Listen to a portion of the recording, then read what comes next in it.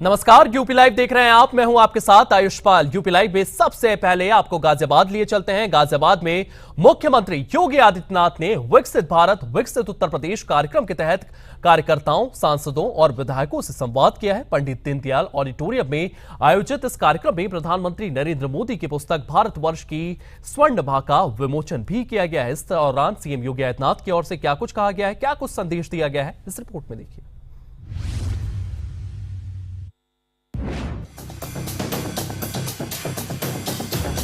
गाजियाबाद में विकसित भारत विकसित उत्तर प्रदेश कार्यक्रम का आयोजन किया गया। ये आयोजन पंडित दीनदयाल ऑडिटोरियम में किया गया। मुख्यमंत्री योगी आदित्यनाथ बतौर मुख्य अतिथि कार्यक्रम में शिरकत करते हुए नजर आए। इस दौरान सीएम योगी ने कार्यकर्ताओं और जनप्रतिनिधियों से सीधा संवाद किया। वर्तमान में उत्तर प्रदेश की सभी अकादमिक संस्थाओं में इस पर चर्चा चल रही है। हमने इसके लिए कार्यक्रम बनाए हैं और आपने देखा होगा उत्तर प्रदेश विधानसभा विधायिका की में एक चर्चा होती है कि वहां कार्य नहीं होता, हो हल्ला होता है। लेकिन 13 और 14 अगस्त को उत्तर प्रदेश की विधानसभा और विधान परिषद में लगातार 28 घंटे तक विकसित उत्तर प्रदेश, आत्मनिर्भर उत्तर प्रदेश पर चर्चा हुई थी लगातार। यानी रात्रि भर विधान सदन चला था, रात्रि भर चला था। और ऐसा नहीं कि रात्रि में केवल 2-4 लोग रहे हों, नहीं, हर समय सामान्य दिनों में आप देखते होंगे जब सदन चलता है तो 403 में से 300, 250 इस प्रकार के लोग रहते होंगे, जबकि उस समय सामान्यतः 11 बजे से लेकर 5-6 बजे तक ही सदन चलता है। लेकिन जब लगातार रात्रि में भी चल रही थी सदन, तब सदन में उपस्थिति 250-300 रात्रि में भी बनी हुई थी। क्योंकि मैं भी रात्रि में जब सदन में गया तो मैं देख रहा था और बड़े उत्साह के साथ लोग अच्छे सुझाव दे रहे थे। कैसे बनेगा उत्तर प्रदेश विकसित, आत्मनिर्भर कैसे बनेगा, इन सब पर व्यापक चर्चा हुई थी। और अब इस चर्चा को लेकर के हमने 300 से अधिक बुद्धिजीवियों को फील्ड में भेजा है, जो अकादमिक संस्थाओं के माध्यम से समाज के अलग अलग तबके के नागरिकों के साथ संवाद बना रहे हैं। युवाओं के साथ, अधिवक्ताओं के साथ, चिकित्सकों के साथ, महिलाओं के साथ, श्रमिकों के साथ, व्यवसायियों के साथ, समाज के जीवन से जुड़े हुए अलग अलग पक्षों को लेकर के। इस दौरान सीएम योगी ने प्रधानमंत्री नरेंद्र मोदी के नेतृत्व में हो रहे विकास कार्यों का जिक्र करते हुए कहा कि भारत आज हर क्षेत्र में नई ऊंचाइयों को छू रहा है और उत्तर प्रदेश इसमें अहम भूमिका निभा रहा है। 2014 में जब ये देश प्रधानमंत्री मोदी जी के हाथों में आया, तब भारत देश की 11वीं अर्थव्यवस्था था, दुनिया की 11वीं अर्थव्यवस्था। और आज पिछले 11 वर्ष में प्रधानमंत्री मोदी जी के यशस्वी नेतृत्व में 11 स्थान पर भारत की अर्थव्यवस्था थी। आज वह प्रधानमंत्री मोदी जी के यशस्वी नेतृत्व में दुनिया की चौथी बड़ी और सबसे तेज उभरती हुई अर्थव्यवस्था के रूप में स्थापित हुई है। सबसे तेज उभरती हुई अर्थव्यवस्था। इस वित्तीय वर्ष के अंत तक यह संभावना है कि भारत दुनिया की तीसरी बड़ी अर्थव्यवस्था बनेगा। लेकिन आगे क्या? ऐसा नहीं कि भारत ने किसी एक क्षेत्र में प्रगति की हो। एक तरफ विरासत है, दूसरी तरफ विकास है।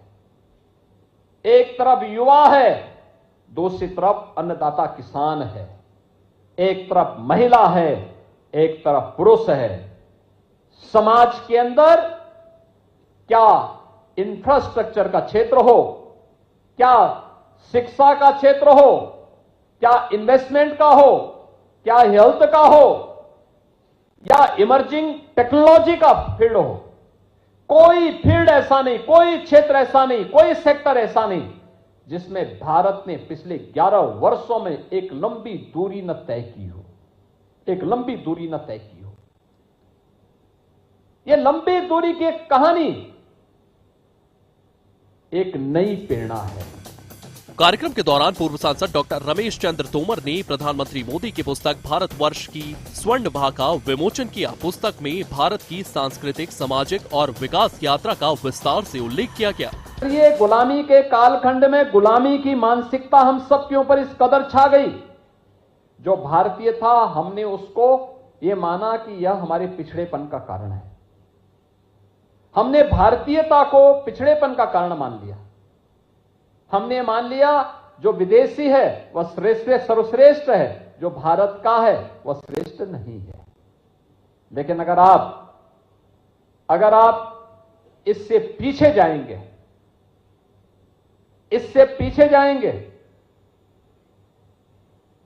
आप दुनिया के मानचित्र को उठा करके देखिए।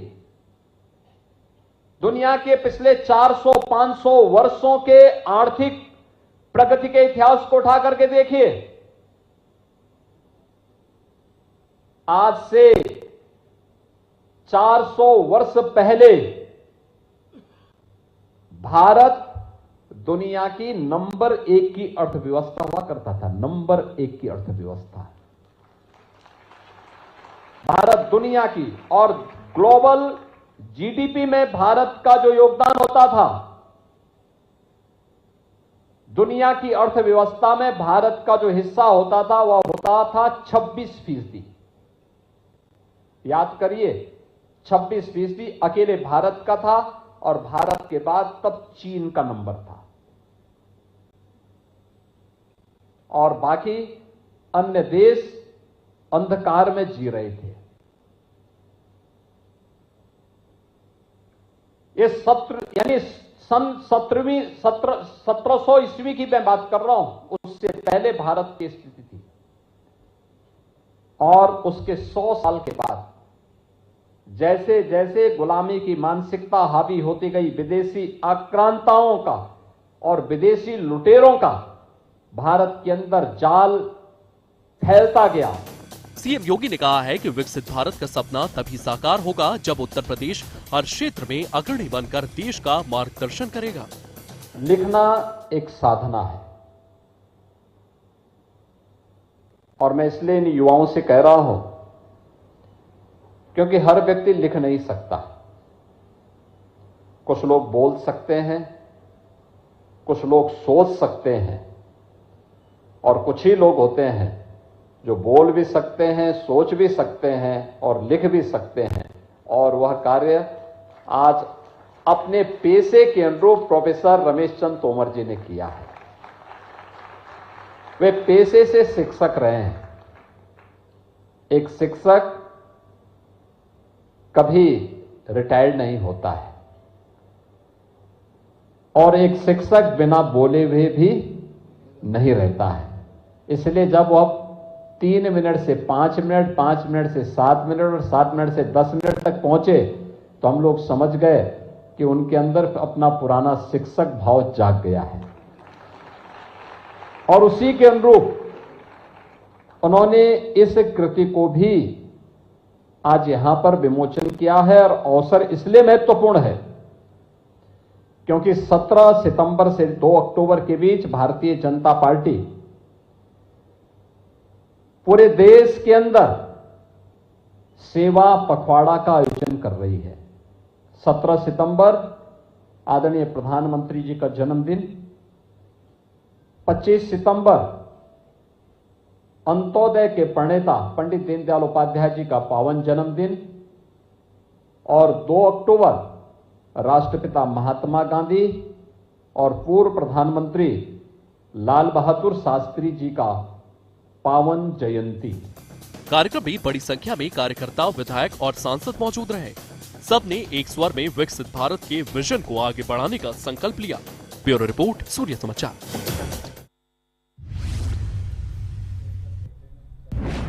गाजियाबाद से आपको मथुरा लिए चलते हैं। मथुरा में मुख्यमंत्री योगी आदित्यनाथ ने पंडित दीनदयाल उपाध्याय को श्रद्धांजलि अर्पित की है। इस मौके पर सीएम योगी आदित्यनाथ ने कहा है कि स्वदेशी को अपनाना ही उन्हें सच्ची श्रद्धांजलि होगी। उन्होंने भारत की विकास यात्रा का जिक्र करते हुए बताया है कि आज देश न सिर्फ आगे बढ़ रहा है बल्कि दुनिया के लिए एक मिसाल भी बन चुका है। और क्या कुछ उनकी ओर से कहा गया इस कार्यक्रम में, इस रिपोर्ट में देखिए।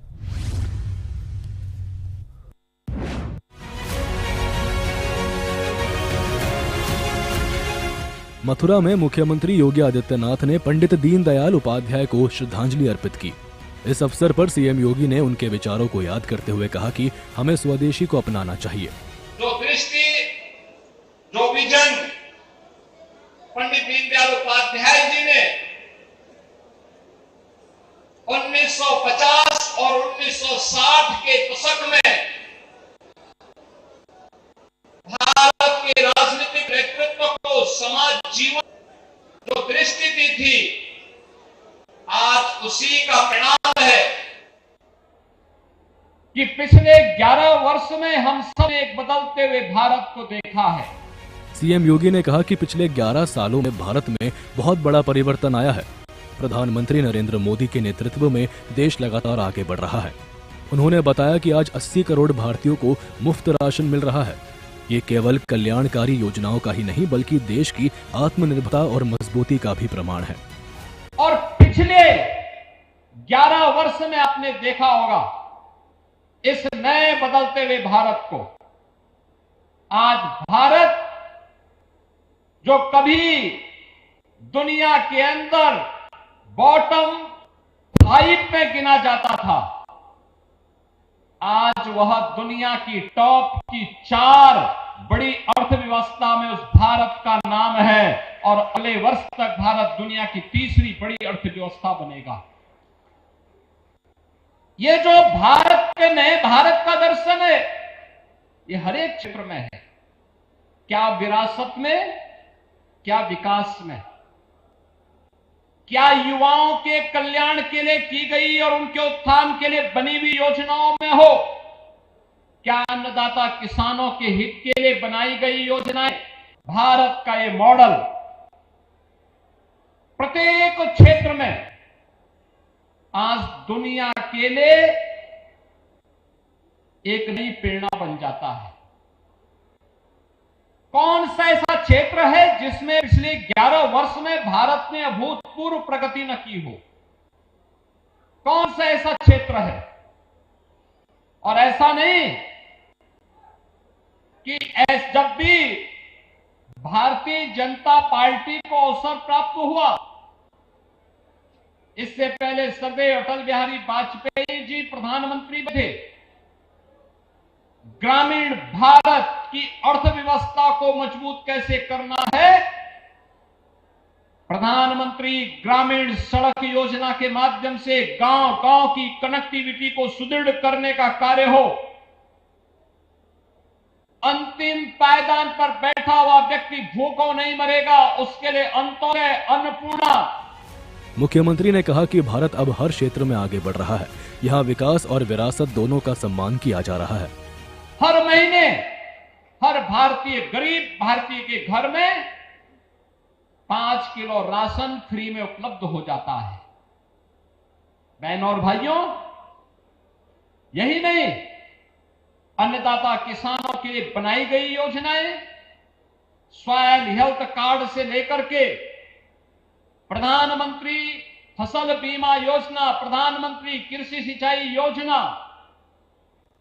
और प्रधानमंत्री किसान सम्मान निधि जैसी स्कीम, जिसमें भारत के 11 करोड़ किसान 6,000 रुपए हर वर्ष प्रधानमंत्री मोदी जी के हाथों से प्राप्त करके सहकारों के शोषण से मुक्त हुए हैं। सीएम योगी ने साफ कहा कि भारत का मॉडल आज पूरी दुनिया के लिए प्रेरणा बन चुका है। यही वजह है कि पंडित दीनदयाल उपाध्याय के एकात्म मानववाद का विचार अब वैश्विक स्तर पर भी प्रासंगिक नजर आता है। ब्यूरो रिपोर्ट, सूर्या समाचार।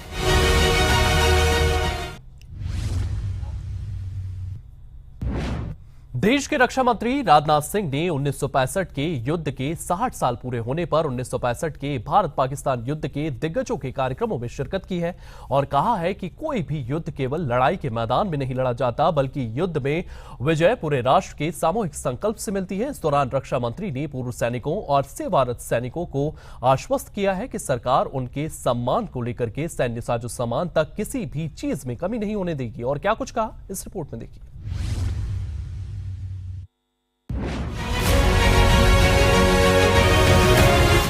बैटल फील्ड की बिताई गई रातें तोपों की आवाज, गोलियों की गड़गड़ाहट और अपने साथियों को खो देने जैसी भावनाओं को वही समझ सकता है जिसने इसे जिया हो।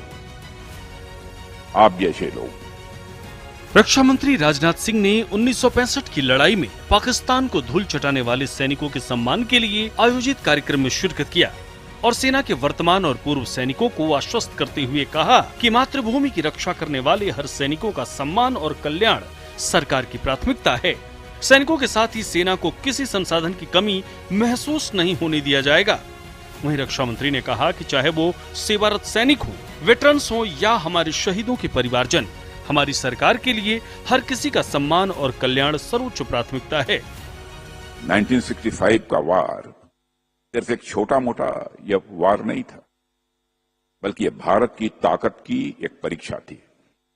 और उस दौर में जो परिस्थितियां थी उसे देखते हुए पाकिस्तान ने यह सोचा इन्फिल्ट्रेशन से और गुरिल्ला टैक्टिक्स से और अचानक हमलों से वह भारत को डरा देगा, तो वह भारत को पीछे कर देगा।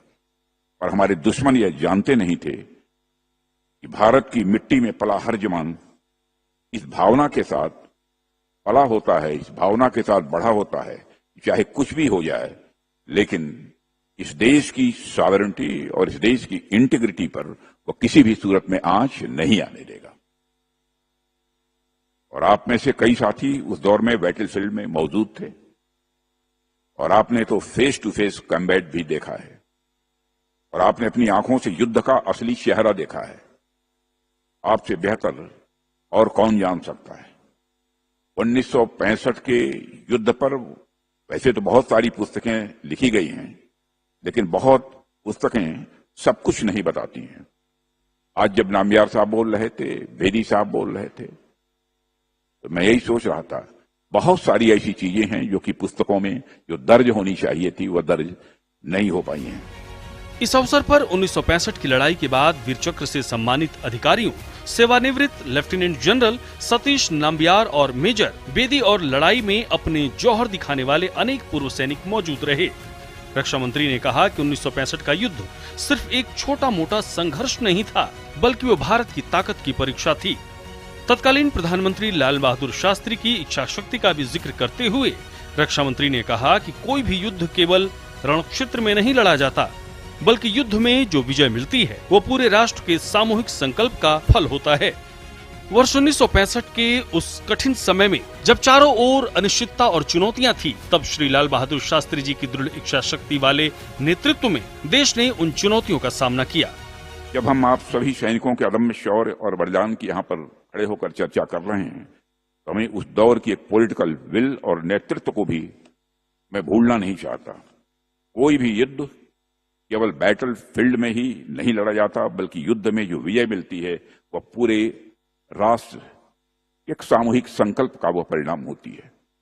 1965 के उस कठिन समय में जब चारों ओर अनिश्चितता और चुनौतियां थीं, तब श्री लाल बहादुर शास्त्री जी की दृढ़ इच्छा शक्ति वाले नेतृत्व ने देश में उन चुनौतियों का सामना किया। शास्त्री जी ने उस दौर में न केवल निर्णायक राजनीतिक नेतृत्व दिया, बल्कि पूरे देश के मनोबल को ऊंचाई तक उन्होंने पहुंचाया। उन्होंने एक ऐसा नारा दिया जो आज भी हमारे हृदय में गूंजता है, जय जवान जय किसान। इस दौरान रक्षा मंत्री ने कहा कि आजादी के बाद से ही राष्ट्र के रूप में भारत अपने पड़ोसियों के मामलों में उतना भाग्यशाली नहीं रहा। हमेशा देश के समक्ष किसी न किसी तरह की चुनौतियां सामने आई हैं। इस दौरान रक्षा मंत्री ने ऑपरेशन सिंदूर का भी जिक्र किया और कहा कि भारत अपना भाग्य किसी और के भरोसे नहीं छोड़ता, भारत अपना भाग्य खुद गढ़ता है। ऑपरेशन सिंदूर इसका शानदार उदाहरण है। ऑपरेशन सिंदूर ने ये साबित कर दिया है कि जीत अब भारत के लिए कोई अपवाद नहीं, बल्कि जीत हमारी आदत बन चुकी है। क्या परमात्मा ने आपके अंदर जज्बा दे रखा था कि आपने भारत माता के मस्तक को झुकने नहीं दिया। मैं एक बार शीश झुकाकर आप सभी का अभिनंदन करता हूं।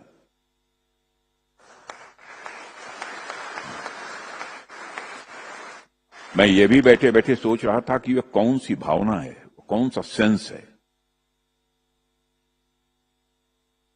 जो कि अपना सर्वस्व न्यौछावर कर देने की आपको प्रेरणा देता है। आपको इंस्पिरेशन देता है। मैं बैठे बैठे इसी नतीजे पर पहुंचा, एक सेंस ऑफ प्राइड, स्वाभिमान की भावना।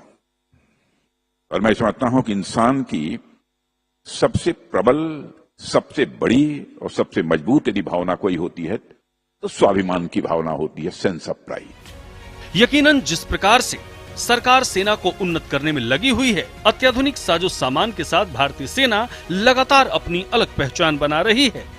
जिस प्रकार से ऑपरेशन सिंदूर के माध्यम से सेना ने आतंकियों के नापाक मंसूबों को नस्तनाबूद किया, वो इसका सबसे बड़ा उदाहरण है कि भारत जीतना बखूबी जानता है।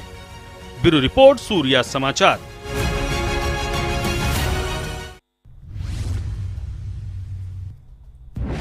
अब आपको गाजियाबाद लिए चलते हैं। गाजियाबाद के ओपुलेंट मॉल में उस समय अफरा तफरी मच गई जब अचानक भूकंप और आग का अलार्म बजने लगा, लेकिन घबराने की जरूरत नहीं थी। ये कोई असली हादसा नहीं बल्कि जिला आपदा प्रबंधन प्राधिकरण और राज्य आपदा प्रबंधन प्राधिकरण की ओर से आयोजित एक मॉक ड्रिल थी। इस अभ्यास में भूकंप और आगजनी जैसी आपदाओं से निपटने के लिए रियल टाइम ऑपरेशन का प्रदर्शन किया गया। इसी को लेकर के ये रिपोर्ट देखिए।